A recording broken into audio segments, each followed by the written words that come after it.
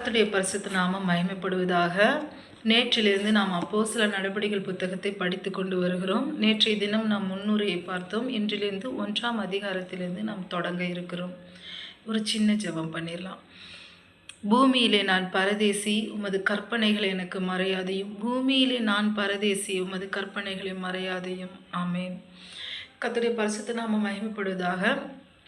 நம்ம ஏற்கனவே அதிகாரம் 1ல் 2-3 வசனங்களை பார்த்துட்டோம். அது முன்னுரையாக நம்ம பார்த்தோம். லூக்கா தியோஃபிலுஸ்க்கு எதுக்கு இந்த புத்தகத்தை எழுதுறாருன்னு நம்ம பார்த்தோம். ஒரு டைம் நம்ம அதை சொல்லிடலாம்.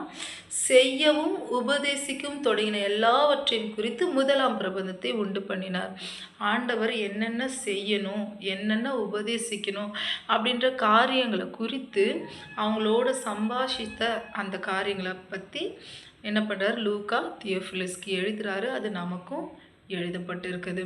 இப்போ நான் ஏற்கனவே சொன்னேன், லூக்காவுடைய பார்வையில் என்ன நடந்ததோ அதை மட்டும் பரிசுத்த ஆவியானவர் என்ன பண்ணியிருக்காரு, எடுத்து எழுதியிருக்காரு. ஸோ அதனாட்டி மற்ற ஊழியர்களை, மற்ற சிஷ்யர்களை, அப்போஸ்தலர்களை எடுத்து பயன்படுத்தலை அப்படின்ற விஷயத்தை நாம் என்ன பண்ணிடணும், நம்ம மைண்டில் இருந்து எடுத்துடணும். எல்லாரையும் ஆண்டவர் என்ன பண்ணுறாரு, பயன்படுத்த விரும்புகிறாரு, பயன்படுத்தி இருக்கிறாரு. ஏன்னா வேதம் சொல்லுது, யாரை தெரிந்து கொண்டாரோ அவர்களை மகிமைப்படுத்தியும் இருக்கிறார். ஸோ அந்த மகிமைக்கு நேராகவே நாம் கடந்து போக முயற்சி செய்வோம்.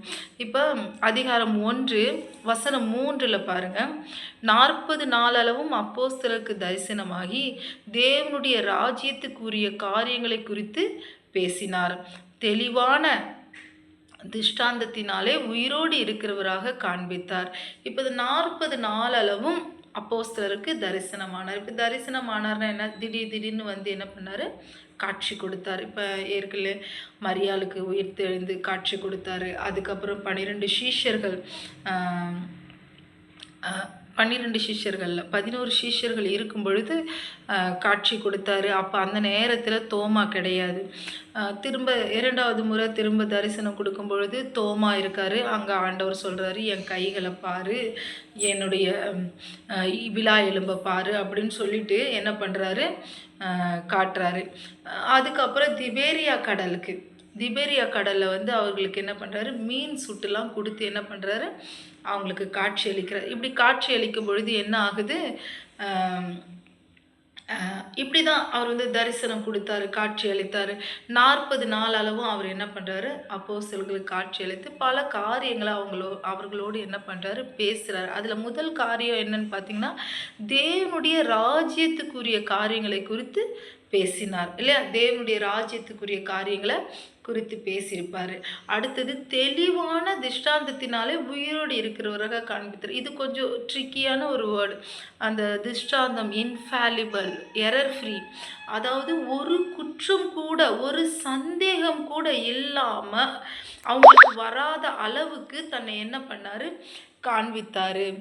அப்படி காண்பிக்கும் பொழுது என்னாச்சுன்னு பார்த்தீங்கன்னா, அப்படி காண்பிக்கும் பொழுது அவங்களால சந்தேகப்பட முடியாது. இதுதான் கிறிஸ்துவா அப்படின்னு என்ன பண்ண முடியாது, சந்தேகப்பட முடியாது. அந்த அளவுக்கு அவர் தன்னை உயிரோடு இருக்கிறவராக காண்பித்தார். நான் தான்ப்பா 3 வருஷமாக உங்களோட கூட இருந்தேன்ல, நான் தான் அவர் அப்படின்னு அவர் சொல்ல வேண்டிய அவசியம் இல்லை. அந்த அளவுக்கு அவர் உயிரோடு இருக்கிறவராக தன்னை என்ன பண்ணார், காண்பித்தார். அதுக்கப்புறம் பாருங்க, அவர் எதை பற்றி பேசுகிறாரு. 4வது வசனம். அன்றியும் அவர் அவர்களுடனே கூடி வந்திருக்கும் போது அவர்களை நோக்கி, யோவான் ஜலத்தினாலே ஞானஸ்தானம் கொடுத்தால் நீங்கள் சில நாளுக்குள்ளே பரிசுத்த ஆவினாலே ஞானஸ்தானம் பெறுவீர்கள். இப்போ ஒரு விஷயத்த சொல்கிறாரு.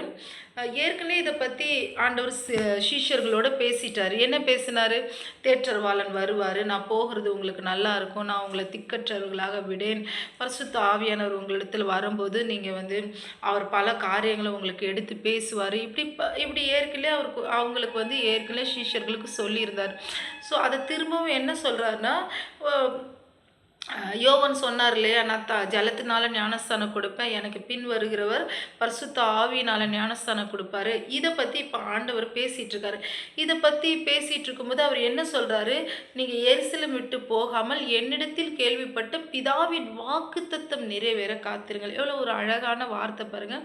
பிதாவின் வாக்குத்தத்தம் நம்மளுடைய வாழ்க்கையில் நிறைவேற நம்ம காத்திருக்கணும். இப்போ இவங்களுக்கும் சொல்கிறார், நீங்கள் எருசலேம் விட்டு போவாதீங்க, உங்களுக்கு கொடுக்கப்பட்ட வாக்குத்தத்தம் என்னது, பரிசுத்த ஆவியானுடைய அபிஷேகத்தை நீங்கள் பெறுவீங்க அப்படின்னு சொல்லிட்டு. ஸோ அந்த அபிஷேகத்தை பெறதுக்கு நீங்கள் என்ன பண்ணணும், காத்திருக்கணும். சிலர் இதை நம்புறது கிடையாது. பெற்று கொண்டவங்களாக இருக்கட்டும், பெற்று கொள்ளாதவங்களாக இருக்கட்டும்.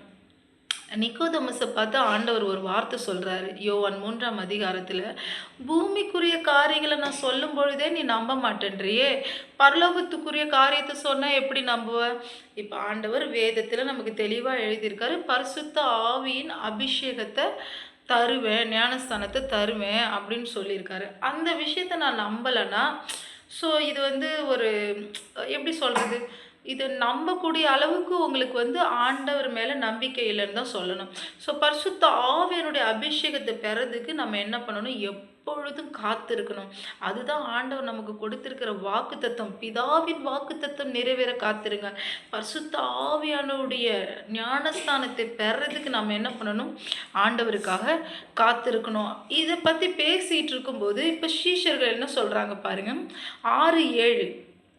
அப்பொழுது கூடி வந்திருந்தவர்கள் அவரை நோக்கி, ஆண்டவரே, இக்காலத்திலா ராஜ்யத்தை இஸ்ரவேலுக்கு திரும்ப கொடுப்பீர் என்று கேட்டார்கள். இப்போ பாருங்க, சீஷர்களுடைய மனநிலை அன்னையிலேருந்து இன்னைக்கு வரைக்கும் ஒரே மாதிரி தான் இருக்குது. என்ன, ரோமர்களை விரட்டிட்டு தாவீதின் சிங்காசனத்தில் நீங்கள் இப்போ தான் வரப்போறீங்களா, இந்த மனநிலையிலே இருக்காங்க. ஆனால் அடுத்தது பிதாவானவர் என்ன பதில் கொடுத்தாருன்னு பாருங்க. கிறிஸ்து சொல்கிறாரு, அதற்கு அவர், பிதாவானவர் தம்முடைய ஆதீனத்திலே வைத்திருக்கிற காலங்களையும் வேலைகளையும் அறிகிறதற்கு உங்களுக்கு அடுத்ததல்லைன்னா உரியதல்ல. அது உங்களுடைய காரியம் இல்லை. அவர் எப்போ செய்வார், எப்படி செய்வார், என்ன பண்ணுவார், அதை அறிந்து கொள்றதுக்கு உங்களுடைய காரியம் இல்லை. நம்மளுடைய வாழ்க்கையில் பல விடுதலைகளுக்காக, பல ஆசீர்வாதத்துக்காக நம்ம காத்திருக்கோம். ஆனால் நமக்குள்ள ஒரு கேள்வி இருக்கும், இது எப்போ நடக்கும் அப்படின்னு சொல்லிட்டு. ஸோ இது நமக்கு உரிய காரியம் இல்லை. நாம் நம்மளுடைய நடத்தைகளை சரி செய்து கொண்டு அவர் கூட நடக்கும் பொழுது நேரம் வரும், காலம் வரும். அந்த நேரத்தில் ஆண்டவர் என்ன பண்ணுவார், நமக்கு அதை செய்வார். இப்போ அதை சொல்லிட்டு திரும்பவும் அவர் முக்கியமான காரியத்தை பற்றி பேசிகிட்டு இருக்காரு. என்ன, பரிசுத்த ஆவி. 8வது வசனம் பாருங்க, பரிசுத்த ஆவி உங்களிடத்தில் வரும்போது நீங்கள் பலனடைந்து எருசலேமிலும் யூதேயா முழுவதிலும் சமாரியாவிலும் பூமியின் கடைசி பரியந்தமும் எனக்கு சாட்சிகளாக இருப்பீர்கள் என்றார். இப்போ பரிசுத்த ஆவியானவர் வரும்போது என்ன பண்ணப்படுது, பலனடைந்து.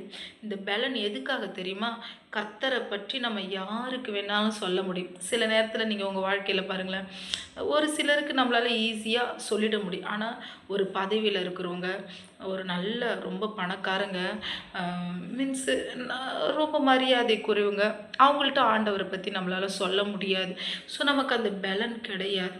அப்போ பரிசுத்த ஆவியானவர் நமக்குள்ளே வரும்போது தான் நம் பலன் அடைந்து நம்ம சுற்றி இருக்கிற ஜனங்களுக்கும் இந்த பூமி முழுவதுக்கும் நம்ம என்ன பண்ண முடியும், ஆண்டவருடைய சாட்சியாக நம்ம நிற்க முடியும். ஆண்டவருடைய சாட்சினா என்னது, கிறிஸ்து என் வாழ்க்கையில் வந்தார், கிறிஸ்து யார், அவர் எப்படிப்பட்டவர், அவர் என்னுடைய வாழ்க்கையில் எப்படி செயல்பட்டாருன்றது தான் அவருடைய சாட்சி. அப்போ அந்த சாட்சியை நம்ம மற்றவர்களுக்கு சொல்கிறதுக்கு நமக்கு என்ன வேணும், பரிசுத்த ஆவியினுடைய பலன் வேணும். அதுக்காக நாம் என்ன பண்ணணும், காத்திருந்து ஜெபிக்கணும்.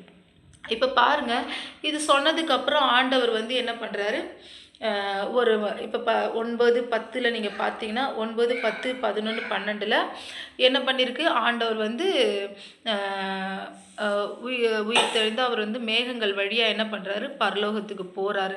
பரலோகத்துக்கு போன பிற்பாடு 2 தேவதூதர்கள் அங்கே நின்று என்ன சொல்கிறாங்க, கலிலேயராகிய மனுஷரே, நீங்கள் ஏன் வானத்தை நோக்கி பார்க்குறீங்க, இங்கேருந்து எடுத்துக்கொள்ளப்பட்ட இயேசுவானவர் உங்கள் கண்களுக்கு முன்பாக எப்படி எடுத்துக்கொள்ளப்பட்டாரோ அப்படியே திரும்பவும் வரப்போகிறார். பாருங்கள், 2ஆம் வருகை குறித்த ஒரு தெளிவான வார்த்தை இது.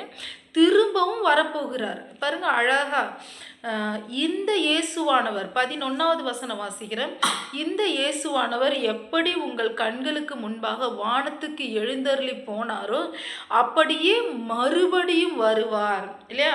அப்போ மறுபடியும் அவர் வரப்போகிறார். அப்போ வரப்போகிறார். அவருக்காக நம்ம எப்படி ஆயத்தமாக இருக்க வேணும், என்ன செய்யணும்னு தான் இந்த அப்போஸ்தலர் நடபடிகள் புத்தகத்தில் இருக்கிறது. இப்போ எங்கிருந்து எடுத்துக்கொள்ளப்பட்டார்? 12வது வசனத்தில் ஒலிவமலை எண்ணப்பட்ட மலையிலிருந்து எருசலேமுக்கு திரும்பி போனார்கள். அப்போ ஒலிவமலை நம்ம சுவிசேஷ பகுதிகள் அது இருக்குது. ஒலிவமலையிலிருந்து அவர் எடுத்துக்கொள்ளப்பட்டார். சகரியா 14:4 எழுதியிருக்கு, அவருடைய பாதம் ஒலிவமலையில் திரும்பவும் வரும். அப்படி திரும்பவும் வரும்பொழுது அந்த மலை இரண்டாக பிளக்கப்பட்டு வடக்கு பக்கம் ஒரு பக்கம் சாயும், அப்படி பிளக்கும் அப்படின்னு சொல்லிட்டு வேத வசனம் தெளிவாக இருக்கிறது. அப்போ மறுபடியும் அவர் என்ன பண்ண போகிறாரு? வரப்போகிறாரு. இதுக்கு ஒரு பெரிதான தரிசனம் நமக்கு அவசியம் இல்லை. வேத வார்த்தை தான் நமக்கு தீர்க்க தரிசனம். ஸோ இந்த வார்த்தை என்ன சொல்லுது? மறுபடியும் அவர் வரப்போகிறார். அடுத்தது பாருங்க, ஏன்னா ஆண்டவர் சொல்லிட்டார் எருசலேமில் நீங்கள் போங்க, எருசலேமை விட்டு நீங்கள் என்ன பண்ணாதீங்க, வராதிங்க அப்படின்னு சொல்லிட்டு. இப்போ 13வது வசனம் வாசிக்கிறேன் பாருங்க. அவர்கள் அங்கே வந்தபோது மேல் வீட்டிலே ஏறினார்கள். அதில் பேதுருவும் யாக்கோபும் யோவானும் அந்திரேயாவும் பிலிப்பும் தோமாவும் பர்த்தலமேயும் மத்தேயும் அல்பேயுவின் குமாரனாகிய யாக்கோபும் செலத்தோ எண்ணப்பட்ட சீமோனும் யாக்கோபின் சகோதரனாகிய யூதாவும் தங்கியிருந்தார்கள். அதுக்கப்புறம் 14வது பாருங்க, அங்கே இவர்கள் எல்லாரும் ஸ்திரீகளோடும் இயேசுவின் தாயாகிய மரியாளோடும் அவருடைய சகோதரோடும் கூட ஒருமனப்பட்டு ஜெபத்திலும் வேண்டுதலிலும் தரித்திருந்தார்கள். பாருங்க, இயேசுவோடைய சகோதரர்கள், அதாவது இயேசுவுக்கு பிற்பாடு மரியாளும் யோசேப்பும் கூடி வாழ்ந்த பொழுது அவர்களுக்கு பிறந்த சகோதரர்களும் இதில் இருக்காங்க, யாக்கோபு யூதா என்பவர்கள். இப்போ அவங்க இருக்கும் பொழுது அங்கே டோட்டல் எவ்வளோ பேர் இருக்காங்கன்னா 120 பேர் இருக்காங்க. ஆனால் முதல்ல டோட்டலாக 500 பேர் இருந்தாங்க. அது நான் உங்களுக்கு அப்புறம் புரிய வைக்கிறேன். இப்போ வந்து 120 பேர் இருக்காங்க. இந்த 120 பேர் எங்கே போயிருக்காங்க? மேல் வீட்டு அறையில் இருந்தாங்க. மேல் வீட்டு அறைனா ஒன்றும் இல்லைங்க, கீழே ஒரு இடம் இருக்குது, அதுக்கு மேலே ஒரு வீடு இருக்குது, அவ்வளோதான். மொட்டை மாடி சொல்லுவோம் இல்லையா, அந்தமாரி ஒரு வீடு இருக்குது. அந்தமாரி ஒரு வீடு இருந்ததும் அவங்க வந்து அங்கே என்ன பண்ணுறாங்க? ஜெபத்திலும் வேண்டுதலிலும் தரித்திருந்தார்கள். இப்போ இவங்க ஜெபத்திலும் வேண்டுதலும் தரித்திருக்கும்போது பேதுருக்கு தேவ ஆவியானவர்னால ஒரு விஷயம் ஞாபகம் வருது. அவர் எந்திரிச்சு என்ன பேசுகிறாரு பாருங்க. என்ன பேசுகிறாருன்னா 16, 17, 18, 19 வரைக்கும் நீங்கள் வாசிச்சிங்கன்னா தாவீது பரிசுத்த ஆவியானவர்னால எழுதியிருக்கார் இல்லையா? சங்கீதம் 109 8வது வசனத்தை படிக்கும்போது தெரியும், அவனுடைய கண்காணிப்பை இன்னொருத்தவன் பெறக்கடவன் என்று சொல்லி. அதாவது யூதாஸ் இருந்த இடத்துல இன்னொருத்தன் வந்து என்ன பண்ணணும்? அவனுடைய இடத்துல வரணும். ஸோ இதை வந்து ஆண்டவர் ஏற்கனவே பரிசுத்த ஆவியினால தான் தாவீதுக்கு எழுதப்பட்டிருக்கு. ஸோ இது பரிசுத்த ஆவியானுடைய காரியம் இல்லைன்னு நம்ம என்ன பண்ண முடியாது, சொல்ல முடியாது. ஸோ இவங்க வேண்டுதலையும் ஜபத்திலையும் தரித்து இருக்கும் பொழுது பேதுருக்கு ஞாபகம் வந்து இதை வந்து பேசுகிறாரு. பேசிட்டு 20வது வசனம் வாசிக்கிறோம் பாருங்க. சங்கீத புஸ்தகத்திலே அவனுடைய வாசஸ்தலம் பாழாக கடவது, ஒருவனும் அதில் வாசம் பண்ணாதிருப்பனாக என்றும் அவனுடைய கண்காணிப்பை வேறொருவன் பெறக்கடவன் என்றும் எழுதியிருக்குதே. அப்போ இப்போ ஒரு கண்காணிப்பை யூதாசுடைய இடத்துல பெறணும். அப்போ பெறும்போது 2 பேரை வந்து அவங்க என்ன பண்ணுறாங்க? சீட்டில் எழுதி போடுறாங்க. என்ன பேருன்னு பார்த்தீங்கன்னா பாருங்க 23வது வசனம். அப்பொழுது அவர்கள் யுஸ்து என்னும் மறுநாமமுள்ள பர்சபா என்னப்பட்ட யோசேப்பும் மத்தியாவும் ஆகிய இவ்விரண்டு பேரையும், இந்த 2 பேருடைய பேரை தான் பர்சபா என்னப்பட்ட யோசேப்பு மத்தியா, இவங்க 2 பேருடைய பேரை தான் என்ன பண்ணுறாங்க? சீட்டில் எழுதி போடுறாங்க. இப்போ சிலர் என்ன சொல்கிறாங்கன்னா, பேதுரு வந்து தப்பான ஒரு முடிவு எடுத்துட்டாரு, பவுல் தான் 12 பேரில் ஒருத்தவரை தெரிந்து கொள்ளப்பட வேண்டியது, இவர் அவசரப்பட்டு எடுத்துட்டாருன்னு சொல்கிறாங்க. ஆனால் பவுலே இதை வந்து நிரூபிச்சிருக்காரு, நான் அல்ல அப்படின்னு சொல்லிட்டு பவுலே அதை நிரூபிச்சிருக்காரு. நான் உங்களுக்கு சொல்கிறேன். இதுக்கு ஒரு ரூல்ஸ் இருந்துச்சு பாருங்கள். 21, 22 என்ன இருக்குது? யோவான் ஞானஸ்தானம் கொடுத்த காலத்திலிருந்து, கிறிஸ்து தங்களோடு சஞ்சரித்த காலத்திலிருந்து, கிறிஸ்து உயிரோடு எழுந்து போன நாள் வரைக்கும் எங்களோடு கூட இருந்த 2 பேரை தான் அவர் என்ன பண்ணியிருக்காரு? செலக்ட் பண்ணியிருக்காரு. ஸோ அந்த 2 பேருடைய அட்டண்டன்ஸை பாருங்கள். அவங்க தொடக்க நாள்லேருந்து யோவான் ஸ்நானம் முதல் இப்போ வரைக்கும் அவங்க என்ன பண்ணியிருக்காங்க, இருந்திருக்காங்க. பாருங்கள், இயேசுடைய சகோதரர்களே அதில் இருந்திருக்காங்க. ஆனால் பேதுரு இவங்க 2 பேருடைய பேரை மட்டும்தான் போடுறாரு. ஏன்னா அட்டண்டன்ஸ் ரொம்ப முக்கியம். தேவனோடு நம்ம எப்படி சஞ்சரிக்கிறோம், ஒரு நாள் கூட மிஸ் ஆகாமல் ஆண்டவரோடு சஞ்சரிக்க வேண்டிய இருக்கிறோம். ஏன்னா அப்படி இருக்கும் பொழுது தான் அவர் உயர்த்துகிற நாள் வரும்பொழுது நாம் அந்த இதை பெற்றுக்கொள்ள முடியும். யெஷுவா பற்றி பேசும்பொழுது யெஷுவா அந்த கூடாரத்தை விட்டு விலகாமல் இருந்தான். தேவனுடைய கூடாரம், தேவனுடைய வாசஸ்தலத்தை விட்டு விலகாமல் இருந்தானா பாருங்கள். அப்படி விலகாமல் இருக்கும் பொழுது மோசேக்கு பிற்பாடு யெஷுவா தெரிந்து கொள்ளப்பட்டார்.